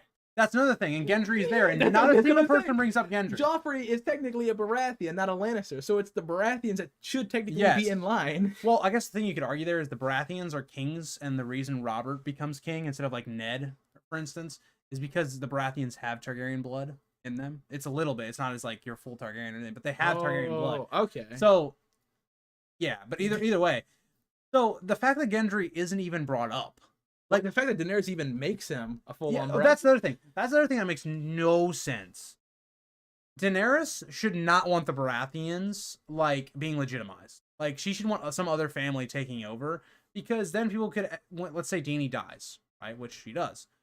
Now Gendry, like we're saying, is now the legitimate heir. Like, logically, if Jon didn't exist, right? She actually didn't know Jon was that's a weird thing. Why did she do that? She was feeling happy. She already had Jon as someone that could Well, technically, Jon and Gendry have a quote unquote better claim. She wanted. It was a New Year's resolution. She wanted to make good on a promise, and then tomorrow she goes and burns down the city. So that's what I want. We needed a Boromir moment with Theon. Yeah. I think he kind of got that. It just wasn't as. Yeah, it was kind of lame. Yeah, I think Daemon, if they had done the Bran plotline better, I wouldn't have had a problem with it. I think it was done a little bit lazily. How I would go with that. Yeah, I agree with you on that, Joey. I think that's pretty much how I feel. Yeah, in the books he did want to marry her, and I kind of agree with you're saying, Hugo, that she kind of like bullies him into it, but like definitely like think his daughter was pretty with it. I let this poll go for a while, and season 8 does not have as much hate as I thought it was going to. Dude, only 57%. So B tier. Ooh, so 30% B tier. Yes. Let's form a podcast. So more or less 12 to 13 people in here put F, and then other people were like in other areas. So that's very interesting. Logan is also in the chat. So hi, Logan. Good old Nickerson. He joins. And we start talking about Star Wars. Of course. What they did to Luke Skywalker, and it was not great. It was pretty bad. You know it's bad when even Mark Hamill was like, dude, this is shit. Dude, and he points out literally Luke Skywalker's whole character arc was like, I'm not gonna kill my father, he can be redeemed. Yeah. 2, in Last Jedi, he says, I felt this darkness before and I should have taken it out when I had the chance. What do you mean? It worked out fine when you didn't. Yeah. Also, them giving... Yeah, that was another stupid thing. Giving Bronn one of the most rich kingdoms made no sense to me. But, yeah, Matthew... Yeah, Nickerson... We talk about all sorts of things. And Star Wars is just... When you look at failed operations, okay? Star Wars and Game of Thrones, they're right there. Dude, right there. Everything's a failed operation these days. You can't make Marvel's a failed... We talk about Marvel on here a lot, dude. Too. Don't even... This guy... Dude, I hate No Marvel. Way Home came out, Marvel. what... Well, December 20. It was when I first started dating my ex, so it was like December 2021. It was like December 2021. He still sends me messages of plot holes in No Way Home. Dude, there's so many. That movie makes it's a bad no movie. sense. Bad movie. If you like No Way Home, I'm glad you had fun with it. You glad it entertained you. You're It wrong. is a bad movie. The only Dude, movie logically, it is a bad movie. The Batman movie has been like I think one of the best movies in the Dune movie in the past several years. Hands down. Dune's a pretty good movie. Yeah, Dune. I don't like it as much as you do, but I think it's a good movie. Yeah. Edmure is more competent in the books, but that blunder in the Trident was okay. Yeah, but it wasn't Edmure's fault. It's Rob's fault. Okay, just put that out there. It's not Edmure's fault that he won a battle. Okay, because nobody told him what was going on. Okay, it's not Edmure's fault. Was that a Martell at the final council? I don't know. It was some Dornish prince that we never get the name of. It could have been an Ironwood for all we know. I don't get that reference. Well, it's a family. It's okay. a house. Okay. You're not here to speak. Then proceeds to watch Tyrion give a 10-minute speech and elect the new king. Yep. Lovely. Oh, and then the biggest sin of all, when Bran is writing in the book, she does not wait for she does not wait for the ink to dry and immediately closes the book. So everything she wrote about Jaime smudged the hell. Kingsguard history. It's been going for like 300 years to this point. It's a very historical book. People have been doing this for years. Taking care of it. This is like literally one of like the most crucial and most important text to understanding like the Kingsguard. And then she just goes, boom. All right. The ink's not dried. It's not It's dry. not dried. What are you doing? She literally just goes, boom, smushes in. It was. Yeah. It's. Okay, next hour and a half, we talk about Star Wars. We go through every Star Wars movie. Ranking every Star Wars movie, yeah. I don't know. I don't know how we would do on that, actually. Ranking every Star Wars movie? Yeah, I don't know. Well, of course, Last Jedi is S tier. What if let's just do one real quick. Just a real quick one? Yeah, let's do a real quick. We're not going to elaborate. Just do how we would do it. How do you check the stream stats? Like, how do you see how many viewers? Is anybody still here? Do it on. Oh, we have 10 people in here, I think. Nice. No, I don't want a game tier. Do Star Wars movies and TV okay, we'll do shows. TV shows too, I guess. Okay. All right. Dude, wait, can you guys? We need to do this in presentation. I didn't know we could do this, by the way. Luke told me we could do this. So, is this looking fine now? Why is it named like that? Grandmaster. Well, let's just assume that's best to worst. I don't know. Okay, this looks stupid. Another S. Yeah, that looks like so much. All better. S tiers. It looks stupid. Why? I get what they're going for, but it looks stupid. Yeah. Master Anakin, there's too many tiers. What are we going to do? All right. Okay. Are you doing this? Am I doing this? Or how we do it? We both do it? Go ahead and do yours. Okay. So I'm just gonna rapid fire. Hi, Jim. Okay. Go ahead. I'm only doing the ones I've watched. I can't even read that one. Is that Star Wars Resistance? If this is Resistance, Resistance. I'd never watched it. It looked like shit. Nobody talks about it. I assume it's shit. Okay. All right, we got Rebels. Okay. Rebels. So I'm gonna go from left to right. We got A New Hope right here. Okay. A New Hope. Ba-boom. S tier. Episode 2. C tier. Rebels. I never watched Rebels other than like when it first came out, the first couple seasons, and I thought it was bad. So F tier. Return of the Jedi. Below that, Revenge of the Sith, A tier. Rogue One, A tier. Solo, That's gonna be so much. D tier. The Clone Wars movie. Okay, so Clone Wars movie and Clone Wars show, I'm gonna lump together. Well, no, because the Clone Wars movie is honestly good. it was good as a kid. Yeah, It's good as a kid. It's good as a kid. The Clone Wars show, fucking great show in my opinion. Now that's Empire Strike Back right here. Is that Force Awakens or is this Force Awakens? I can't see the symbols. This is Rise of Skywalker. So this one must be Force Awakens. We're gonna put the Clone Wars actually above. Move Solo. Yeah, Solo. Actually, no. I never go back and rewatch the Clone Wars movie. Just leave it there. It'll be fine. Last Jedi. Okay, actually, not. I feel kind of. Okay. You feel kind of dirty. Well, because I don't want to put. Okay, Mandalorians. Dude, you're pissing people off. I know I'm the Jedi and Attack of the Clones on the same tier. Return of the Jedi and Attack of the Clones, I think, should be on the same tier. Mandalorian. Okay, this is a lot of people love to just be like, I love Mandalorian. I'm of the opinion it's pretty okay. That the Mandalorian is okay. It's overrated. Yeah, it's pretty good. It's and pretty okay. it's just And it visually can look good at sometimes, but a lot of the acting is just so fucking mediocre. And I'm Mandalorian and Boba Fett together. Boba Fett, I think, is worse. I'm just to see where you're gonna put Phantom Menace. Dude. I dressed up as Darth Maul for Halloween for anyone that didn't know. And this is Rise of Skywalker, F tier. I'm gonna put Rebels though in the front of F tier. So we have Empire Strikes Back and A New Hope. Yeah, okay. Empire Strikes Back best. New Hope second best. This. Yeah, that's my order. Yeah.